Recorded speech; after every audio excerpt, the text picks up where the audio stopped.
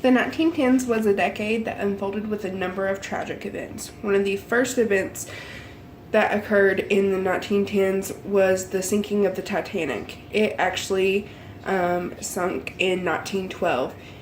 It was the largest steam passenger ship ever built. It was a world-class ship. It held many high-class passengers, celebrities, people with money, and then second-class and third-class passengers. More than 1,500 people lost their lives in the sinking of the ship, which prompted maritime laws to be changed on how safety should be handled with ships containing that many passengers. The sunken ship was actually discovered in 1985 on September 1st. It was found off the coast of Newfoundland, and it sunk to the depths of over 12,000 feet. It remains there today because they couldn't save it. It was broken in half into two pieces, and it's actually starting to decay, and one day, in actually a couple years, it will no longer be at the bottom of the sea because it's being eaten away.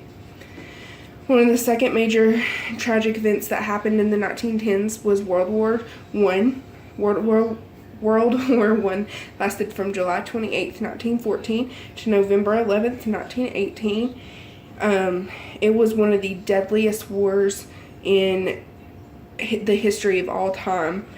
More than 15 million men and women lost their lives. And the average life expectancy for a fighter pilot fighting in the war was actually just a few weeks. They used new age weaponry, which contributed to the loss of lives. Also, it caused worldwide famine. Just all around terrible things happened during the war. The Holocaust happened. That contributed to the loss of many lives. One of the last things that happened during the 1910s was the Spanish influenza pandemic. It infected over 500 million people worldwide, and it was actually kind of a weird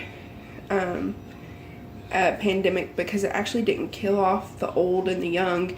It actually killed off more people between the ages of 20 and 40, and nobody really knows why. Some say that they contributed to the conditions that World War I left people in, the malnourishment people had, poor hygiene, overcrowding at medical camps and hospitals, also contributed to the spread. It was so severe that the average lifespan of the U.S. was depressed by 10 years. So, someone who was supposed to die at 80 was now dying at 70. And it caused a lot of deaths. And it took a long while to actually recover from it. Because there was two waves, but it died off suddenly in the summer of 1919. And again, they're not sure why. It just suddenly died off. The rest of the 1910s was actually spent recovering from the war and trying to rebuild the United States after such devastating events that took place. And obviously we rebuilt, but it was a time for rebuilding, mainly towards the end.